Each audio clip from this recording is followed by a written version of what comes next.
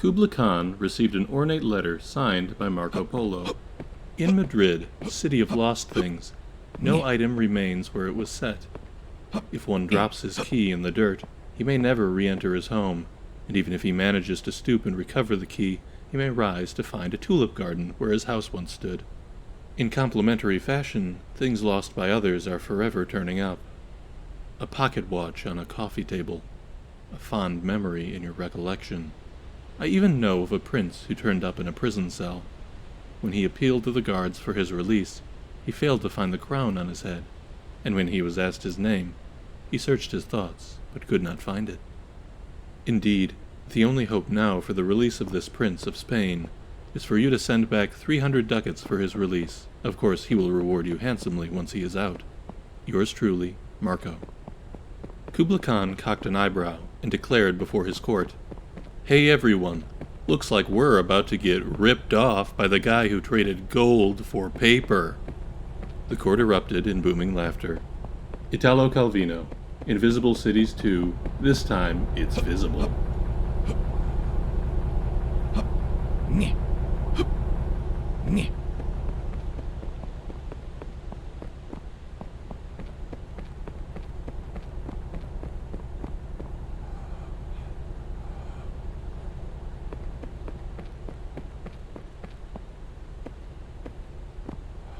You can do it. I believe in you. This is all you. Yeah, keep trying. Yeah, there's a trick to it, but you've got it. Yeah, maybe you can't do it. Maybe you're weak. Maybe you're stupid. You should be embarrassed, but you keep crawling back like a mewling calf at my chafing teat. Pathetic. You can do it. I believe in you.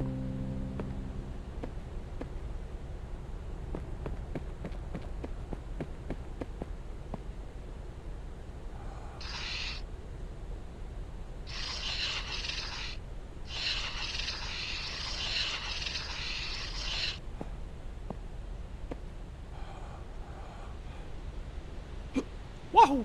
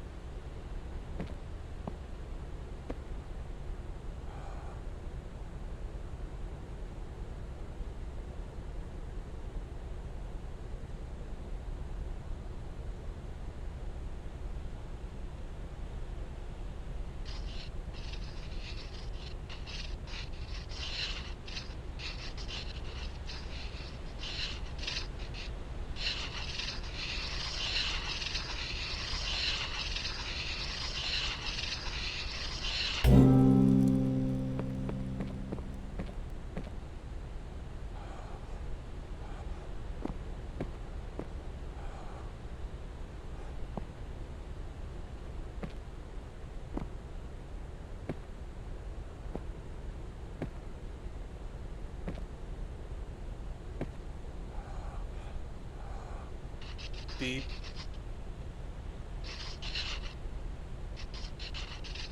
Beep. Beep.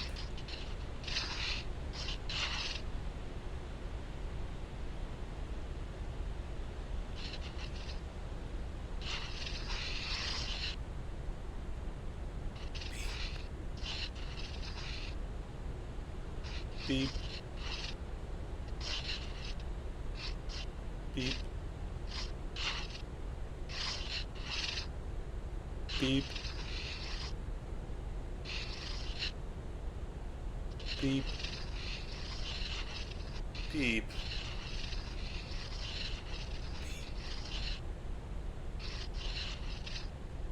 Beep. Beep. Beep. Beep. Beep. Beep. Beep. You're right there. I mean, beep. Beep. Beep. Beep. Beep. Beep. Beep. Beep. Beep. Beep. Come on. Beep. Beep. Beep. Beep. Beep. Beep. Beep. Beep.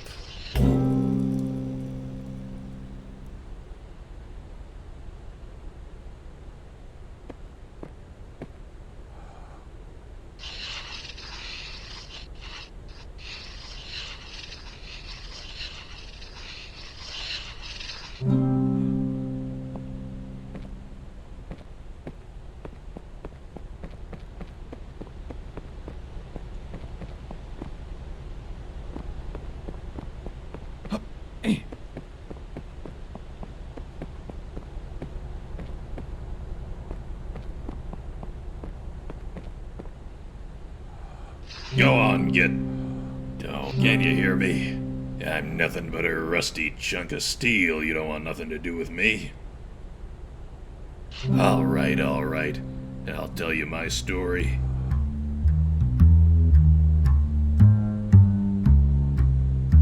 It was June the 8th, 1947, gray morning, slightly foggy. I had my own practice then, and I was living higher than a cosmonaut on a stepladder. My hints were subtle, too, real subtle. Back then, they said good old hint button. His hints could steal the tail off a weasel. Then they tossed me in the can. Know what, know why, know how. Those were the mean times, when all the common sense in the world wouldn't make a nickel to buy you a black coffee. I used rope to tie my pants and pants to tie my shoes. I made do the way a man does, till one day, after stealing the socks off a fireplace, I caught my own look in a puddle of bootleg rye and realized I had to do what I'd never done before. I gave myself a hint. So that's me. I was nothing but a downtown crumb who dreamed of being a whole sandwich. Now I'm just another sloppy Joe. Come back when you got something. Come back when you got a good one. I'll tell you this. When life hauls off and hits me square in the speaker, I don't get mad and I don't give up. Over many nights of thinking hard and drinking hard, up till the morning lighting one cup of Joe with the smoldering butt of the last slug of rum, this is what I learned. When you're up against the impossible, and there's no getting through it, you might just have to go around it. Get a look at the back of the box, if you get me. Read the nutrition facts, if and you follow. This castle's rotten, from start to end. Red is the color of passion, kid, and you don't let passions mix. Like the curves on the waist of a first-class dame and the curves on a bathtub of second-class hooch. If you let two of those curves touch, kid, then God's gotta help you, 'cause I'll be counting teeth in the trunk of a Chrysler.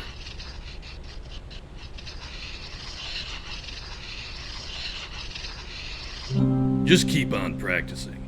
Remember, kid, practice is doing the same thing over and over and expecting different results. That's coming from Einstein, too, so listen sharp.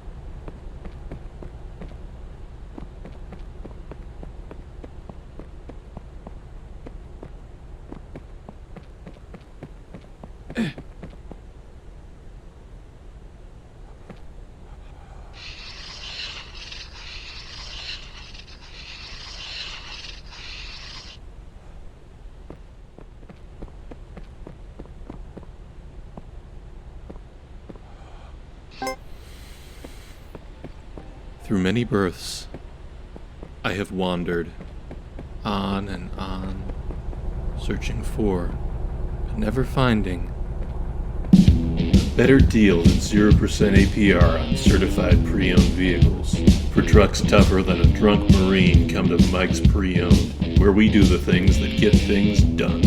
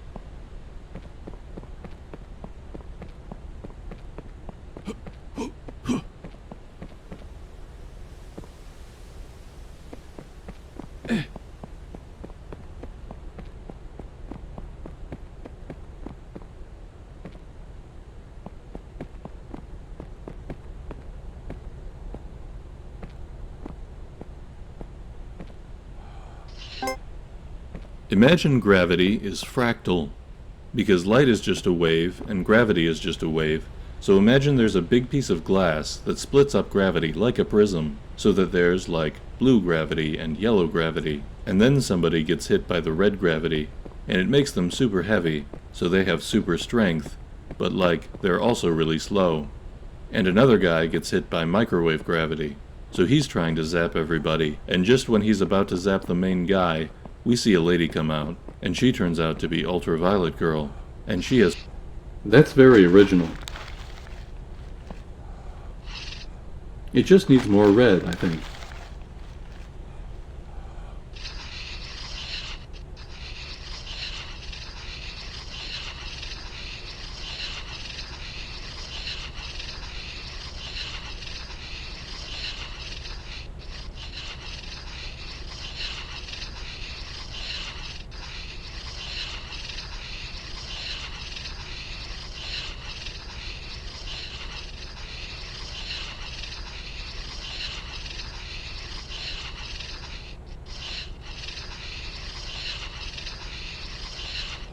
Having paint at the edge of the canvas makes you look desperate.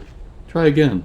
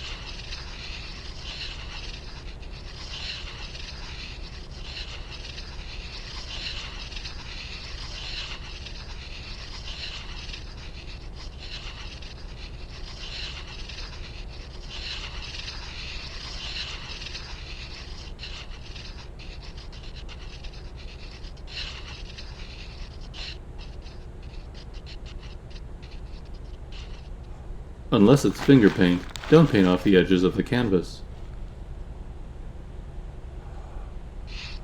Try adding some more stuff. Minimalism is a neoliberal crutch. You need to paint more. No, try putting some more loops on it.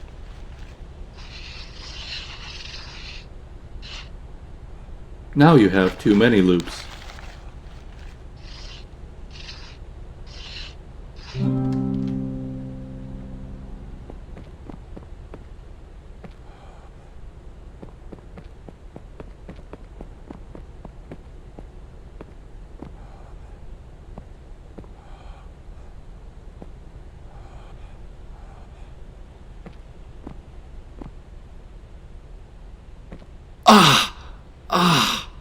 Oh, God.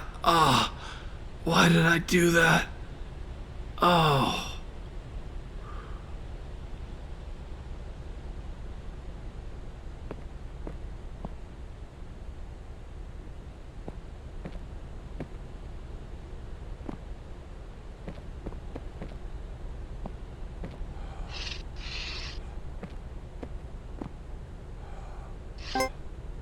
The notion of two realities is uncomfortable, and in recent decades a genuine effort has been made to find the link between quantum and classical, so that we can have a single reality whose laws and rules are united at some deeper level.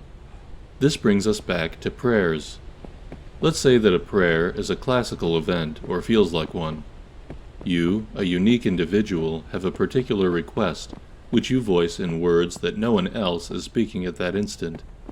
What if this classical event gets processed at a non-local level? The notion isn't far-fetched, because it seems that the mind-body link does consist of fluctuations at the quantum level. If this is so, then any thought, not just a prayer, has quantum implications. Deepak Chopra, A Spiritual Mystery. Does God Listen to Prayers? Part 2.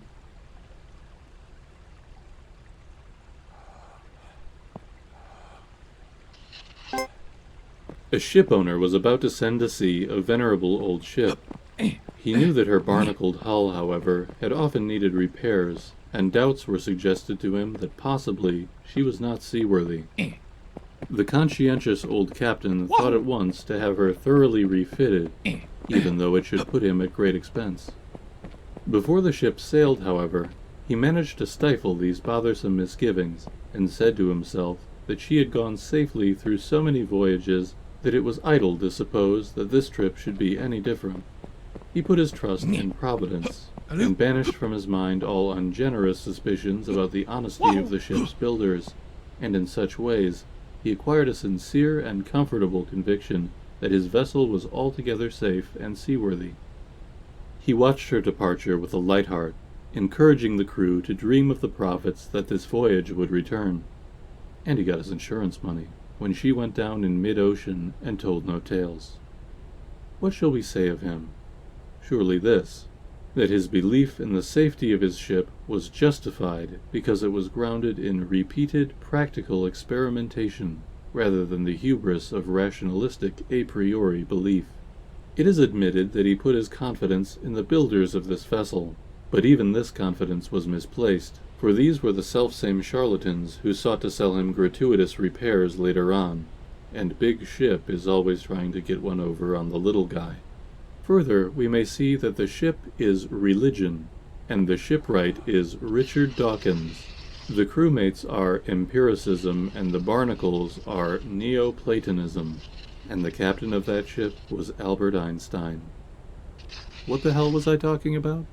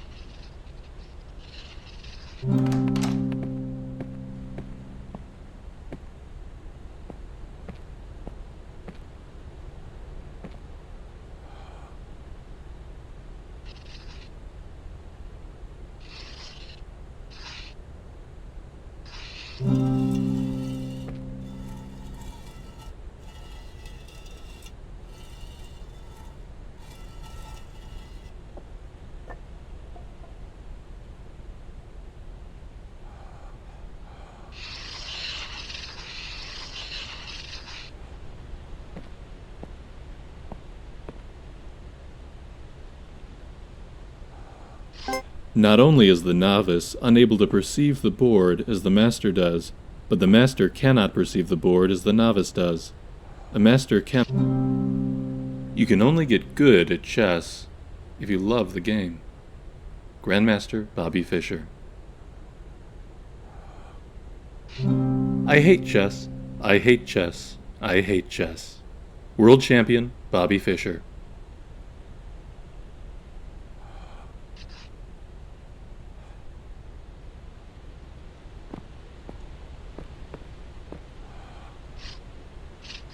Not only is the novice unable to perceive the board as the master does, but the master cannot perceive the board as the novice does. A master cannot see the bishop on e3 as a chunk of dead wood, any more than you can look at your best friend's face and see a meaningless matrix of colors and shapes. The master once saw the board like this, but now there is no going back. International Master Stuart Rachel's The Reviled Art.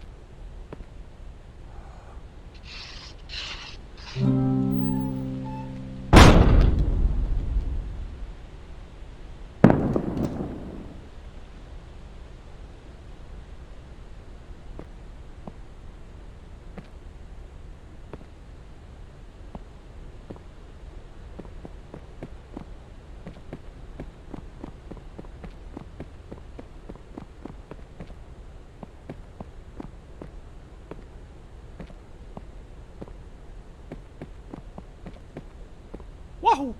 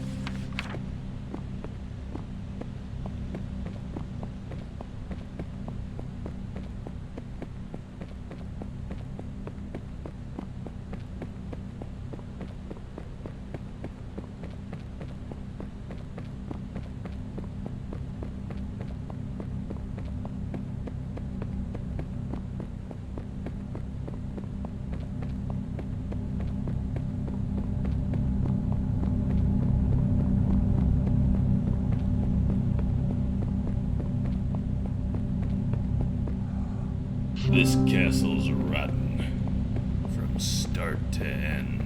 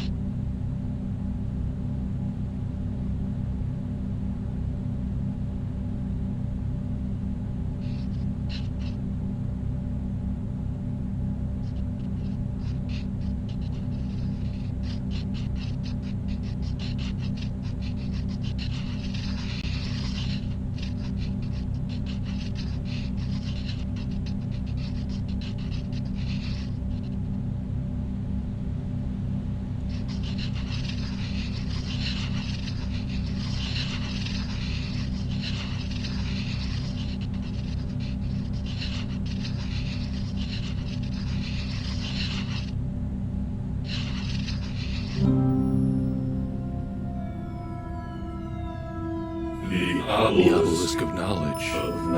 The obelisk of knowledge. Shieland Wixelbite. The stones. What's the stones of reflection? Oh wait, it's a giant cow.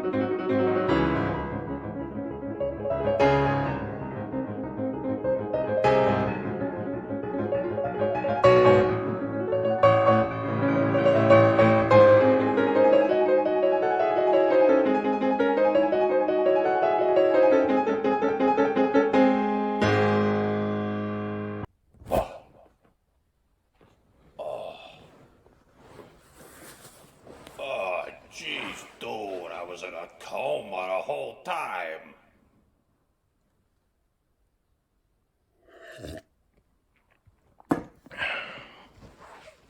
Whoever did this has gotta be some kind of whiz with the computers.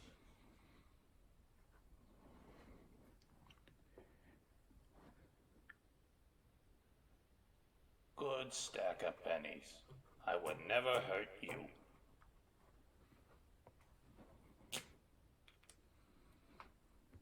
Let's see. Easy one.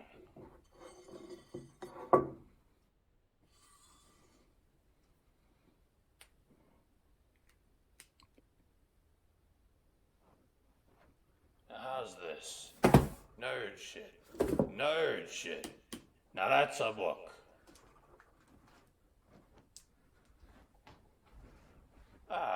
One more puzzle before retirement.